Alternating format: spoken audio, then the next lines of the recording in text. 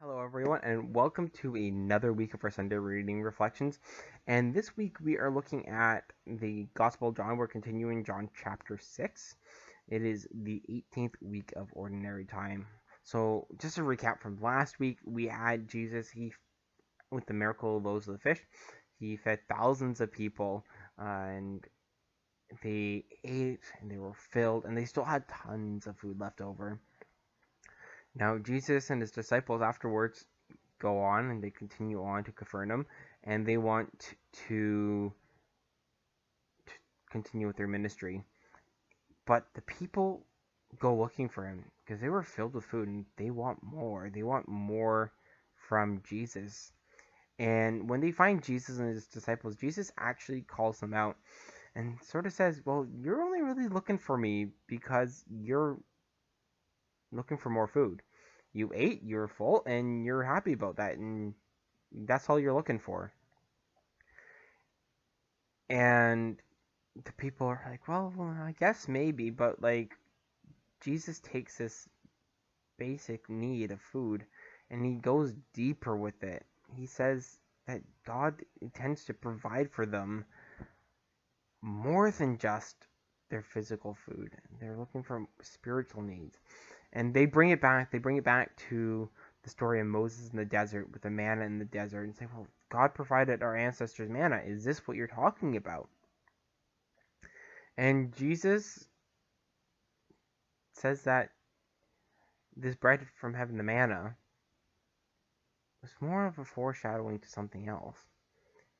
And this is where we're going to go deeper into the next upcoming weeks. But Jesus says that he is the bread of life, that those who come to him will not hunger, those who believe in him will not thirst.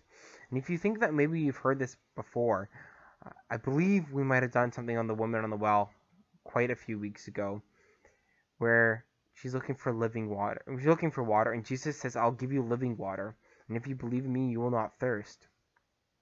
And if I never covered that, then you probably have heard that story at Mass. And here we're having sort of a reminder of that, where Jesus early in the Gospel of John says, I am the living water. Come to me and you will not thirst. Here Jesus saying, I am the bread of life. And this is another one of the I am statements in the Gospel of John. I am the bread of life. Anyone who comes to me will not hunger, they will not thirst. So we're seeing this going ever deeper. And the interesting thing about the Gospel of John is you don't have the institution of the Eucharist at the Last Supper in the Gospel of John. You have in the Gospels of Matthew, Mark, Luke, but you don't have that in the Gospel of John. But in the Gospel of John, you have this chapter 6 where it's the bread of life discourse. We're going to go diving even deeper because Jesus says some things that the people just can't accept. They can't accept what he's saying about the Eucharist, about really what he is calling us to do. So we're going to learn more deeply about the Eucharist in the coming weeks. But just starting from this point, just remember that Jesus is the bread of life.